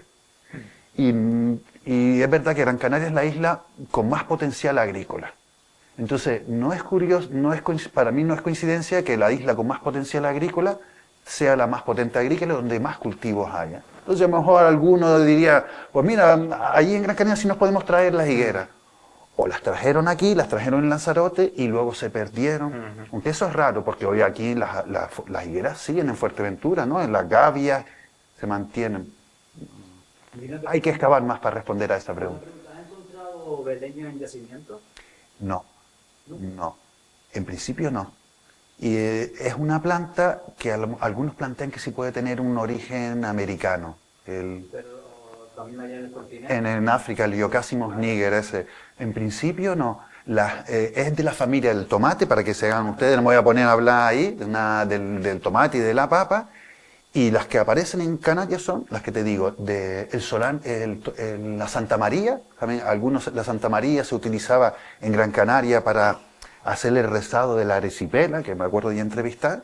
Es como una especie de tomatito parecido al de el espino, pero más pequeño, y el espino. Y no aparecen otras plantas de la familia de la fabácea, eso. Pero les digo ya que he encontrado una planta, no les puedo decir más porque todavía no está publicado, no se lo he dicho al director, y si se lo digo a ustedes antes que al director me va a matar, pero una planta medicinal es decir, de las que tiene efectos más potentes, pues la acabo de encontrar en un yacimiento, no aquí, en Fuerteventura, porque todavía no tenemos que estudiar, pero es decir, lo que me da a mí a entender es que era gente que controlaba todos los recursos que tenía. O tenemos una ruda, ¿no? Una ruda endémica, y además en Gran Canaria apareció una ruda, y esto es de las cosas más bonitas que ha aparecido en mi carrera. Entonces yo soy historiador, yo de plantas sé poquito. A mí el que me enseñó fue mi maestro, Águedo Marrero, que es un botánico del Jardín Canario, y es una de las personas que más sabe de plantas en Canarias. Entonces, cuando encontramos unas plantitas con la investigadora Paloma Vidal, que vino aquí a hablarles de cómo era el medio, encontramos unas plantas, pues que Paloma dice, esto no lo sé, vamos a llevársela a Águedo, que es una persona muy sabia y conoce mucho. Y Águedo dice, esto es una ruda, pero no se me parece a ninguna de las rudas que crece actualmente en Canarias. Entonces él se pone a buscar, se pone a mirar en todas las rudas de todo el mundo, y resulta que es una ruda que ya no existe, que existió en la época aborigen, que se extinguió, probablemente cuando llegaron los españoles, la transformación del medio, y ya solo quedó dentro de esas 3 momias canarias. Y el nombre de esa ruda es Ruda Museo Canariensis, porque los 3 únicos ejemplares de ruda que se conservan en el mundo están en el interior de 3 momias que están conservadas en el Museo Canario. Súper bonito, es una cosa preciosa. ¿Estás ligada a los enterramientos ahí? Es decir, una de las que más aparece, por ejemplo, que no sé, que aquí no sé si hay, pero no me ha parecido, la leña buena, que es la orijama. ¿Hay aquí en No hay, ¿verdad? No la vi citada y no aparece. Entonces, esa aparece bastante. ¿Cuál es el problema? Ustedes van al Museo Canario y las tienen expuestas, un bote entero de semillas de orijama que aparecían en un enterramiento, y en La Gomera y en Tenerife. Pues yo fui con mi colega Alfredo Valido, que es un ecólogo de Tenerife, que estudió en Doñana y Las Cañadas, y estaba estudiando la dieta de los lagartos canarios, porque el lagarto canario come la semilla de la ñagüena, y él empezó a medir las semillas y me dijo, quiero medir las semillas de los yacimientos, a ver si han ido disminuyendo con el tiempo, y eso explica por qué el lagarto canario ha perdido tamaño. Al principio no ha ido disminuyendo, ha disminuido de tamaño porque nos lo cargamos. Pero él miró las semillas de leñagüena que estaban en el Museo Canario, todas, y no todas estaban roídas. ¿Qué quiere decir? Que probablemente no eran aborígenes, sino que eran lagartos y ratones que las cogían y que hacían sus madrigueras en las momias canarias. ¿Vale? Entonces probablemente no. Pero luego, semillas de leña buena carbonizada y antiguas tengo yo en otros yacimientos. ¿Vale? Y otras plantas que tengamos, en principio, no. Pero es verdad que cuando la gente excava enterramientos no suele recoger sedimentos para estudiar plantas porque piensa, no, aquí no cocinaban ni nada. Entonces, pero yo creo que en el futuro, a ver, está todo por hacer. Yo creo que eso también es bonito. Sí, claro. Yo quería saber, por favor, que ahora te paso el micro, Yo no puedo decirme como soy un maestro. De formación. Sí, a ver, será al principio, ¿no? El interés del pasado para saber quiénes somos, entender mejor quién somos, ¿no? Yo le añadiría una cosa que me parece a mí más interesante de eso, que es quién queremos ser, hacia dónde queremos ir. Yo siempre en el pasado es que las personas construimos la vida mirando hacia adelante, ¿no? Y parece que nacimos aquí. El desconocimiento que Canarias tiene de su propio pasado, no solo del indígena, sino del antes de ayer, tan exagerado que queremos diseñar el futuro de Canarias como si estuviera muy barrido, o como si fuera a existir todo. Y evidentemente no va a ser así. Entonces, si algo me interesa la cuestión de la sostenibilidad de la actividad humana en el territorio, y creo que una de las cosas que podemos aprender de la población indígena es precisamente cómo de sostenible fue y qué estrategias de sostenibilidad tuvieron que le permitieron sobrevivir en un entorno limitado y hostil durante tantísimo tiempo, y con éxito. Pues eso es lo que les comento, ¿no? Es decir, qué tipo de funciones conocen relacionadas a la llegada de la población, pues a veces siempre alguna, ¿no? Que tuvo algún impacto en algún tipo de funciones animales. He oído hablar de función de determinados tipos de praderas cuyos huesos aparecen en algunos yacimientos. Pues bueno. Sí, con respecto a eso, es un tema bastante estudiado a lo largo del planeta, ¿no? Porque idealmente es como, ahora se está mirando desde la perspectiva, estamos como enamorados de volver al espacio, ¿no? Y si uno analiza un poco el símil, lo más similar que hemos hecho como humanidad es colonizar islas aisladas, ¿no? Aisladas del continente, como puede ser Canarias, ¿no? El punto, lo que quiero decir es que se están tomando lecciones para esos pasos de futuro que quizá yo no los vea seguro, va a pasar, ¿no? Lo que está claro y es un patrón es que en todas las islas en las cuales el humano contacta, no estoy diciendo coloniza, ¿eh? Contacta, llega en barco, seguramente en barco, ya hay un impacto. ¿Por qué? Porque la fauna y la flora, por desgracia la flora se conserva peor y no sabemos tanto, lleva miles de años adaptándose a un territorio donde no tiene herbívoros que le atacan, carnívoros que amenazan sus condiciones y generan episodios de gigantismo o morfotipos, que se le llaman, formas de gigantes, como las famosas ratas canarias o el lagarto canario. No el que tenemos ahora, sino el extinto. O también formas de mansedad de islas, que le llaman. Seguramente les suena un poco el tema del dodo, ¿no? El famoso pájaro que termina siendo extinguido rápidamente. Pues yo me gusta llamar a la codorniz canaria como el dodo canario, ¿no? Es lo más similar, ¿no? Y tenemos dataciones, de hecho, la última de la Cueva de Villaverde, del siglo VII, ¿no? El dodo canario, que es la codorniz canaria, estuvo con nosotros hasta el siglo VII. Hubo cierto tipo de convivencia, pero hubo un impacto brutal. No solo en la fauna silvestre, la fauna autóctona y endémica, sino en el territorio. Tenemos evidencia de procesos erosivos asociados a la llegada del humano, bastante brutos. Sobre todo estudiados en los ajaches, en Lanzarote, que son equiparables con lo que pasa en Fuerteventura. A nadie se le escapa que un manejo o una presión excesiva de un ganado en una zona termina afectando al territorio. Por lo tanto, los pastores son los mejores conocedores de esto. Hay que hacer esa movilidad, hay que tratar la tierra de forma sostenible y evidentemente a un pastor lo último que quiere es que se le acabe el forraje. Por lo tanto, lo hace. Ese proceso de adaptación, ese proceso de aprendizaje, lo tuvieron que pasar los indígenas y por eso fueron, y coincido con usted, unos exitosos en la adaptación durante al menos 1000 años en un territorio. Hay que aprender mucho de ellos, pero no podemos tampoco pensar que no dejamos huella, porque los humanos somos lo mismo, ¿no? Igual que hoy día estamos haciendo un cambio climático brutal y nos estamos cargando el planeta, en el pasado también había afección, también la había.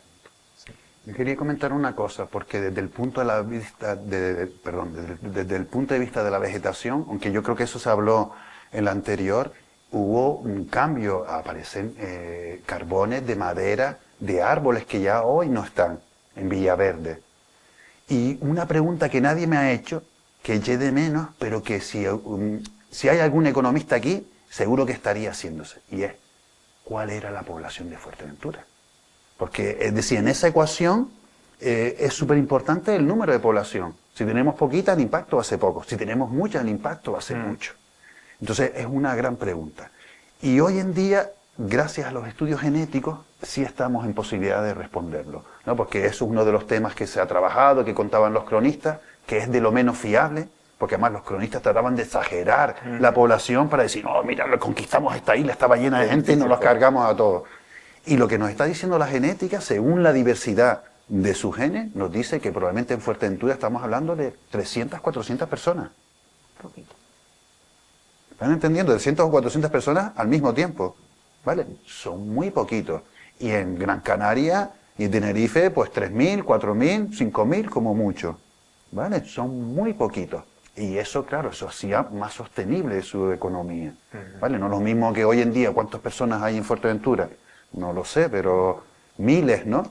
Entonces, claro, no sería lo mismo. Entonces, es súper importante saber cuánta gente había, porque eso nos va a dar una idea. Bueno, cambiamos de tema, ¿no? Que ya veo que la gente... Pero es algo, ¿no? De todo esto que estamos hablando, la otra parte de la ecuación era ¿cuántos había? ¿Cuánto podía sostener Fuerteventura de forma sostenible? Pues 400 personas, gente, así que la mayoría nos tendríamos que mudar de aquí. Es una pregunta trayectoria, que dijiste que se encontraron huesos de guirre. Y a ver si se puede aventurar que sean conocidos. Porque sí. La pardela todavía hoy en día lo de estamos a 6, pero era una mascota, se la comía. Ay, me encantaría tener una mascota. Sería bueno, qué pasada. Pero sí, es algo que, muy buena pregunta, pues me pasó por la cabeza igual. Y no tenemos respuesta directa. Es verdad que aparecen en el basurero. Me extrañaría que se lo comieran, ¿por qué no? Podría pasar. Pero es verdad que hay un dato muy bonito en Le Canarien que te habla de... No me voy a hacer la cita literal, pero si alguno se la ha leído, seguro que la puede recitar mejor que yo. Te habla de unos pájaros blancos de gran porte que pululan en medio de los majos y les quitan sus basuras o les limpian sus basuras. No recuerdo cuál era. Si quieres, después te la puedo mandar. Sí, perfecto. Era así más o menos, porque yo lo leí el otro día. Y claro, a mí no me parece descabellado que eso pase. Es verdad que hoy día el guirre es huidizo, pero eso es algo que puede cambiar, no está directamente asociado a la biología del animal, ¿no? Y es verdad que la mejor forma de ver un guirre, al menos en Lanzarote, que es donde más lo he visto, aquí también los hay, aparte de las guirreras, que eso ha sido un éxito brutal de bioconservación de islas referente en el mundo, es vinculado al vertedero de Sonsama, ¿no? O sea, siempre están por la zona del vertedero de Sonsama, claro, están vinculados a la basura. No es descabellado que esos huesos de guirre, que son muy pocos, no es que me haya aparecido aquí muchísimos, son 2 o 3, estén vinculados al procesado de las basuras, etcétera, más que al consumo de los mismos. Nada. Y de hecho en la tenería también aparece, ¿no? Lo que estudió los compañeros de la tenería, ¿no? Es que era algo muy... Se acercaban a la tenería, lo que hemos hablado, ¿no? En algún momento. O sea, que se acercan de alguna forma a los despojos que se dejan, ¿no? Eso del pastoreo no dice que se ha acabado, el pastoreo no se ha acabado. No, yo no he dicho eso. No. ¿Sigue pastoreando? Sí, claro. Porque ha habido unos años muy terribles que no había comida, Sí. y para que van pastores y en el campo no veían nada. Y por eso se tenía, tú se tenido perdería la araña. Y esto había que antes joven que antes no tenía. Claro. Pero que la gente tenía todavía la tenemos en fortuna. Y tenemos que acudir a ella, buscar quien esté, y seguimos pastoreando. Por supuestísimo. Aquí no se pastorea. Y la de comer algunos años muy tremendos de Claro. hacer.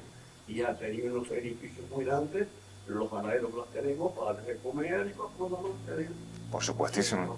Sí, yo sé que la gente joven no las dos ni la saben pastorear intercultural y están datados a eso, no tampoco, aunque les gusten las cuentas porque no, sé, no tienen ni tiempo, si las reinas dejan de comer y tal, están datados a eso. Pero los que estamos datados y tenemos cantidad de ganado suelto, tenemos que seguir las cosas. Por supuestísimo. No, por supuesto, no, nunca he querido decir eso, de hecho me reafirmo que no. Este año se puede soltar pastorear. Sí, este año está bueno. Vamos aquí 20 o 30 años que no tenemos para qué soltar. Había que traerle la comida, y menos mal que viene la comida en otro sitio, porque si no, no hubieran cabras ninguna en la parte del sur. Porque antes había tunera y tindera que ya, pero ahora mismo no quería eso. Bastante, pero la que poca que había se perdieron por falta de lluvia, y aún un poquito. Pero yo me acuerdo de haber tuneras y haber pineras y haber a los años, por los años tremendos, finos, con bolso y camellos cargando panes de comer, esas cosas hasta ahí. Y te digo, en el 57 había una ganadería en las costas bonitas y había los años que hubieron buenos, pero se metió un año cuando llovió, no había nada que comer y la pérdida fue tremenda. Y la gente se dedicaba a comprar para sacarle la piel, para cortar el y sacarle la piel. Y tirar la carne. Y ahora mismo, ahora no tienen ni la piel. No, ya no. Y la lana ni hablamos. Claro. No, disculpe, a lo mejor me expresé. Sí, claro. Quizá me expresé mal yo, no en absoluto quise decir que el pastoreo se acabó. El pastoreo está vivo y que siga vivo muchísimos años más. Y el pastoreo de Fuerteventura tiene de por sí un valor tremendo. Y lo que he reivindicado es eso, es precisamente que hay que valorarlo y escuchar a personas como usted para aprender nosotros, no otra cosa. Ya. Ahí está Maestro Vicente también. Sí. Pero todavía seguimos con la ilusión de seguir. Sí. Pero esa es mi vida. Y últimamente está... Claro. Que ya la gente no quiere ni ir al campo. Yo tengo 5 de obrero, yo no tengo... Pero usted está como un roble. Yo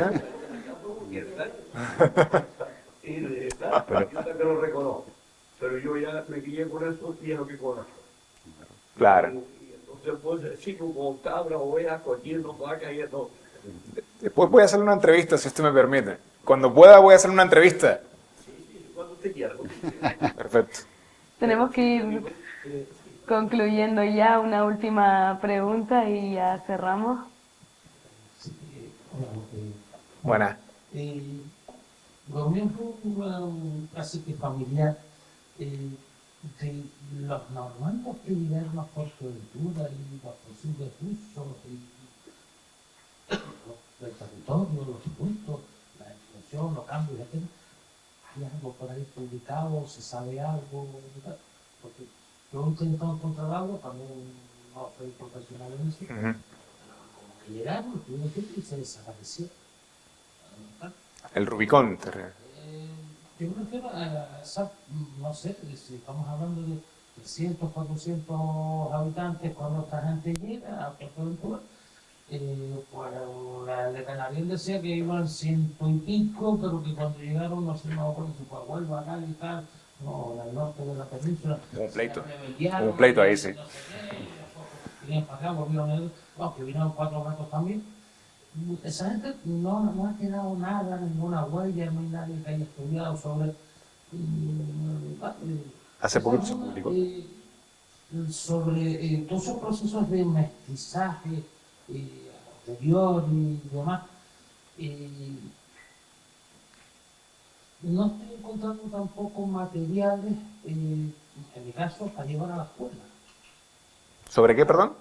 Para llevar a la escuela. Pero sobre mestizaje, dice. Sobre todo ese proceso así, sobre el mundo aborigen en la escuela, en la educación secundaria, lo poquito que yo he dado clases, hay muy poco. Vale. Y no está, digamos, establecido, formalizado en diferentes disciplinas, ¿no? Hay cosas, por ejemplo, en lengua castellana, el famoso texto de la pequeña bonita que era por Figueroa, donde está un supuesto dialecto o el idioma de origen de Gran Canaria, el castellano superpuesto, no aparece en ningún libro de texto de lengua castellana. No se menciona. ¿No? En los textos de geografía, de biología, flora, fauna, geografía, historia, hay alguna cosita del mundo aborigen, ¿verdad? Pero después de repente si da algo de América, no sé qué, nos metemos en el 19, Puerto Franco, pim, pam, pum, y se acabó. Sí, materiales, contenidos, trabajos para los maestros. ¿No? Pero estamos hablando de la divulgación. Hay algo, se está haciendo algo. No sé. Lo de los normandos primero y lo de todo este mestizo, se está plasmando en algún sitio. A mí me pregunta de semilla, si me sale de semilla yo me pierdo, a mí no. Pero... Se me olvida que esa gente no se dedica a una fiesta. Eso no, droga. Está buena. Sí, claro. Sí, claro. A ver, no, la gente dice, no hacían drogas, no tomaban drogas, plantas así, alucinógenas. A ver, el uso lúdico, ¿no? Festivo de la droga es algo de nuestras sociedades, ¿vale? Pero sí, claro, harían sus festividades, pero no necesitarían a lo mejor tomar sustancias como usamos hoy en día. Pero luego hay una cosa que se llama el mocán, es un árbol canario que tiene un nombre aborigen, tiene una fruta que se llama la yoya, que también es un nombre aborigen, y se conserva la receta que se hacía con ellos, que se llamaba chacerquén, que también es un nombre aborigen. Fíjense ustedes, se conserva el nombre aborigen del árbol, del fruto y de la receta que hacían. Y el producto que hacían era, cogían los frutos, los secaban, los rajaban como se raja las aceitunas para que se vayan endulzando, los dejaban secar y luego los hervían. Entonces, cuando un fruto con azúcar se hierve, lo que produce es una fermentación. Y esa fermentación produce, sí, alcohol. Entonces es bastante probable que lo usaran y se lo tomaran y les sentara bien y sentaran ahí. ¿Vale? O otra, por ejemplo, el madroño. El madroño, simplemente comiendo muchos frutos del madroño maduro, y no estoy seguro si se cita madroño aquí también, en Paloma lo encontró. Creo que no. Pero bueno, si lo hubiera, pues el madroño también se puede adaptar. Si se come muchos frutos maduros, se agarra una borrachera, ¿vale? Te produce. Y estoy seguro que a lo mejor había algún majo, alguna maja que con cosco o con cebada o con trigo lo fermentaba y producía una bebida. A ver, yo he trabajado, tenido la suerte de trabajar en Libia, en Marruecos. Entonces Libia, de todo el norte de África, es el más radical, ¿no? El más musulmán. Allí no se puede beber ni una gota de alcohol. Pues yo recuerdo con un señor en la agencia, no voy a decir el nombre, de viaje, allí me sacó un licor que él hacía con el guarapo. Y era alcohol. Y era como su ron allí. ¿Vale? Es decir, él supo hacerlo. Es decir, tú miras la documentación, no, en Libia no se consume alcohol, nadie lo produce. Pues aquel señor me sacó su botella ahí, cubierta de papel, en la agencia de viaje. Me lo tomó y estaba riquísimo. Y tenía alcohol. Entonces es probable que ellos también, cualquier sabia o no sé, a lo mejor cosas que yo... Hay un pez, que es la salema, que seguramente lo conocemos, salpa, esa familia, tiene un tóxico, sobre todo se aloja en el cráneo y en el hígado. Ese tóxico es utilizado por sociedades actuales y se utiliza etnográficamente en Hawái como droga, como estupefaciente, ¿no? Porque te da un efecto psicotrópico curioso, yo no lo he probado, ¿eh? Pero sí que es algo que pasa, ¿no? Y no es descabellado que también, porque los mismos fragmentos nos aparecen en yacimientos arqueológicos. Así que, ¿por qué no? Esos son campos que tenemos que seguir. Son personas, todo el mundo necesita divertirse, sí. A ver, no... Tenemos el caso de Tindaya, ¿no? Saltando un poquito, ¿no? Son unos contextos muy, muy curiosos, con la acumulación de lo que se interpreta como banquetes más allá del simple consumo, que hay que volver a revisitar esos sitios, no excavar, quizá, porque es un sitio bastante especial, pero sí revisitar ese material para ver qué características tiene, ¿no? Y simplemente para conectar con los normandos, hay un trabajo precioso, muy, muy, muy reciente, de Verónica Alberto. Verónica Alberto que se publicó hace 2 semanas hizo un estudio de genética sobre unos restos óseos, restos humanos, enterramientos, en el Rubicón, que quizá les suene el yacimiento, está justo aquí al lado, que fue donde se asentaron los normandos. Ahí está lo más actualizado de eso, ¿no? Pero es verdad que es un artículo científico para un profesor del instituto. Claro, lo que eso es un artículo científico. Claro. No. Bueno, eso es otra cosa. Si quieres te respondo. Hay una, yo qué sé, la isla de los Canarios. Como sigamos abriendo melones, no salimos de aquí hoy, y tenemos no que cenamos, esta gente no se tiene que cenamos. ir a La serie que descansar. Así que muchísimas gracias a todos por participar, por venir. Vengan al próximo ciclo a seguir conociendo las bondades, en este caso de los majos. Muchísimas gracias a los dos por estar aquí, por compartir y no, nada, hay que volver porque se les han quedado cositas en el tintero y han salido con más ideas para nuevas líneas de investigación, así con la tontería, así que muchas gracias.